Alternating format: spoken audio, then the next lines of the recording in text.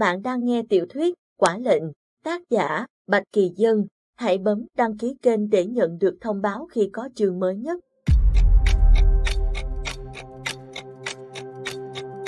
Chương 26, Cuồng nộ. Những lời thì thầm của hai người bọn họ đều không lọt qua khỏi đôi tai thính của Diệp Đại Nhân và Tống Công Tử đang ngồi trên.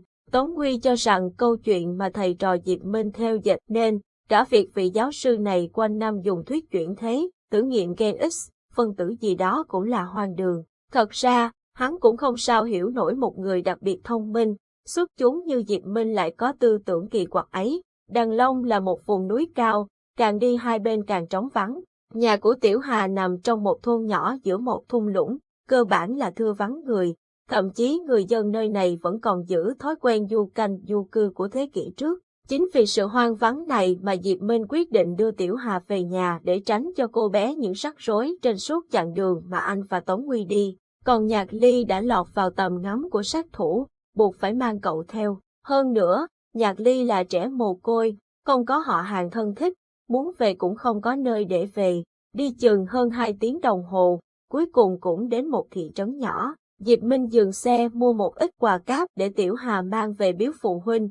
Tiện thể cũng quá giờ ăn trưa, cả 4 người tìm một quán ăn dân dã ăn tạm trước khi xuất phát đưa Tiểu Hà về nhà. Diệp Minh xách túi đồ mới mua ném vào trong xe rồi đi vào cái quán gần đó. Anh ra hiệu cho mọi người ngồi yên trên xe, kiểm tra một vòng rồi mới vẫy 3 người xuống xe.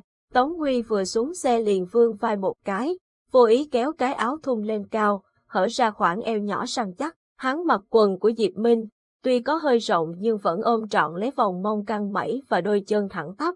Diệp Minh đứng từ cửa quán ăn nhìn hắn, miệng khô khốc. Anh nhớ ngày xưa khi còn mặc đồ cổ trang, nét đẹp cơ thể của Lãnh Phu Thần đều bị giấu đi sau mấy lớp áo rộng nên trông hắn lúc nào cũng gầy mảnh như tiên nhân.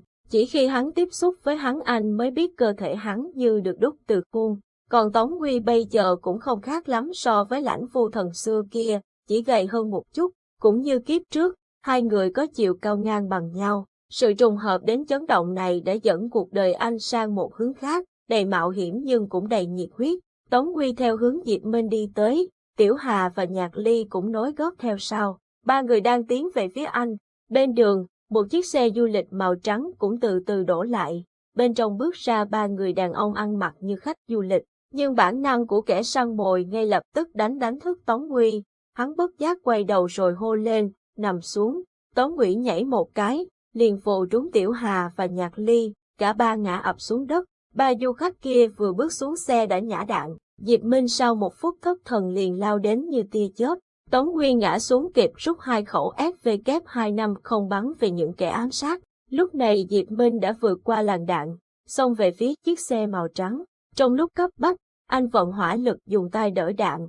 Đạn bắn gần đến người Diệp Minh liền tan chảy, rơi lợp bợp dưới đất. Trong nháy mắt, cả 2 tên bị Diệp Minh hạ. Một tên bị Tống Huy bắn lỗ chỗ như cái sàng. Hắn vừa bắn vừa hô to, vào trong xe mau. Tiểu Hà kinh hoàng gần như ngất xỉu. Nhạc Ly bế thốt cô bé nhảy lại trong xe.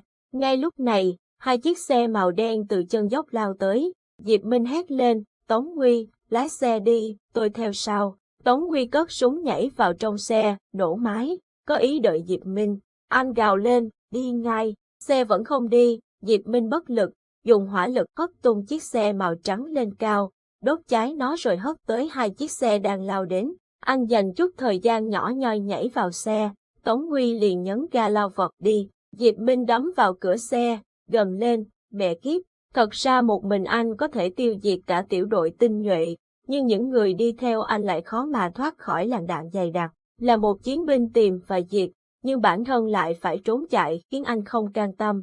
Tống Huy, Nhạc Ly, Tiểu Hà không thể không bảo vệ. Diệp Minh bất lực nghiến chặt hàm răng, kiềm chế cơn khát được giết người. Bất chợt, Tống Huy đưa một bàn tay sang, nắm lấy tay anh bóp chặt một cái rất nhanh rồi hắn thả tay ra, tiếp tục cầm vô lăng. Cái nắm này trong chớp mắt ấy khiến Diệp Minh bình tĩnh lại. Anh điều hòa nhịp thở của mình, quay lại nhìn 2 học trò ngồi phía sau. Nhạc Ly, Tiểu Hà, có sao không? Lúc này, mặt Nhạc Ly đã tái nhợt, cậu giơ bàn tay đẫm máu lên, không nói nên lời. Thầy ơi, Tiểu Hà, không xong rồi. Chỉ nghe có thế, Diệp Minh nhảy vọt xuống ghế sau, đỡ Tiểu Hà lên đùi mình. Tiểu Hà nhìn anh không nói, đôi mắt cô bé mở to, khóe miệng rỉ ra một dòng máu đỏ tươi. Tiểu Hà, Diệp Minh gào lên, anh chạm tay vào vết thương trên ngực cô bé, gia tăng hỏa lực, nhưng máu vẫn không ngừng chảy. Mãi sau, Tiểu Hà mới nói, thầy, em muốn về nhà. Tiểu Hà, thầy đưa em về nhà. Diệp Minh nói, hốc mắt cay đến như sắp bốc cháy. Phía sau, hai chiếc xe đã xuất hiện. Tiểu Hà nhìn anh mỉm cười, thầy, cảm ơn thầy. Môi cô bé mím chặt, đôi mắt từ từ khép lại. Diệp Minh vẫn gia tăng hỏa lực vào lòng bàn tay, gào lên như thú dữ.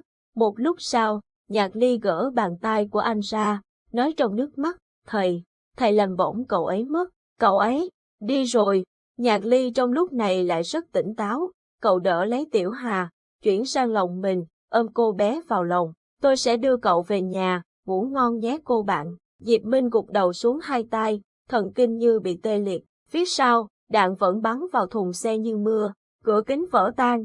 Tống Huy lặng lẽ lái xe đánh vòng hình chữ S, không nói một lời, bàn tay cầm vô lăng nổi đầy gân xanh. Phập, một viên đạn găm vào ghế lái của Tống Huy, sượt qua tóc hắn. Diệp Minh bất chợt như con thú bị thương, ngẩng đầu lên. Anh chồm lên, quay lại đằng sau, giơ hai bàn tay không xoay nhẹ một vòng.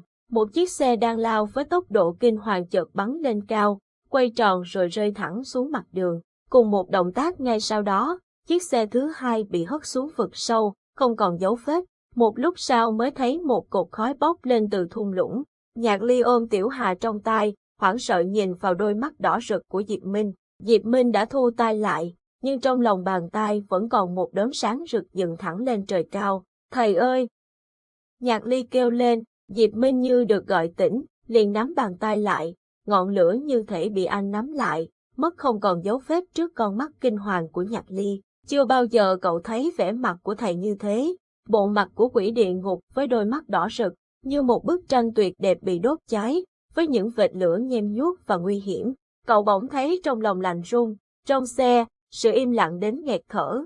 Cuối cùng, Diệp Minh cũng lên tiếng trước, Tống Huy, cho xe vào khu rừng trước mặt. Tống Huy không nói gì, lẳng lặng làm theo lời anh.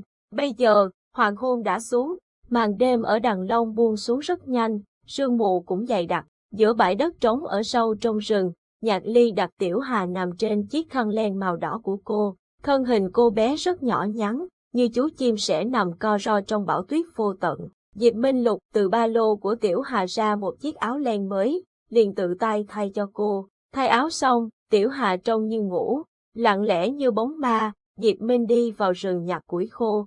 Tống Huy và Nhạc Ly cũng lặng lẽ làm theo. Sau khi củi đã chất thành đống cao xung quanh Tiểu Hà, Diệp Minh liền giơ bàn tay ra, ngửa lòng bàn tay lên trời. Một ngọn lửa bật lên giữa lòng bàn tay anh, cháy rực. Nhưng mãi anh vẫn không châm lửa. Nước mắt anh ban nãy bị hỏa lực đốt cho khô, giờ mới có dịp tràn ra, rơi xuống mặt đất lạnh giá. Cuối cùng, Diệp Minh cũng xoay bàn tay, hướng lòng bàn tay về nơi Tiểu Hà nằm. Ngọn lửa chuyển từ lòng bàn tay anh, bắt vào đống củi khô, bùng cháy. Tiểu Hà, thầy sẽ chờ em kiếp sau, nhất định sẽ bảo vệ em. Diệp Minh thì thầm, ba người mỗi người ngồi một góc, đợi cho ngọn lửa tàn.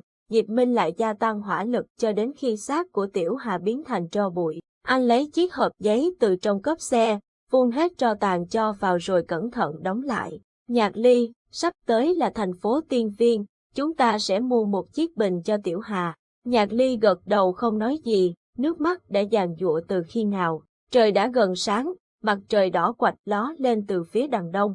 Tống Huy mặt không biểu cảm, lặng lẽ lái xe lên đường. Hắn để lại một ký hiệu ở một chỗ ngoặt cho Mã Linh ám chỉ điểm hẹn thay đổi đến Tiên Viên. Đi qua Đằng Long là đến Tiên Viên, một thành phố phồn hoa nằm dọc đường biên cuối cùng, tiếp giáp với vùng cực Bắc lạnh giá. Đến Tiên Viên, Diệp Minh vào một cửa hàng gốm mua một chiếc bình lớn màu xanh ngọc, bỏ tro cốt của Tiểu Hà vào rồi mang đến một ngôi chùa trên núi. Sư trụ trì nhìn anh bằng ánh mắt đầy cảm thông.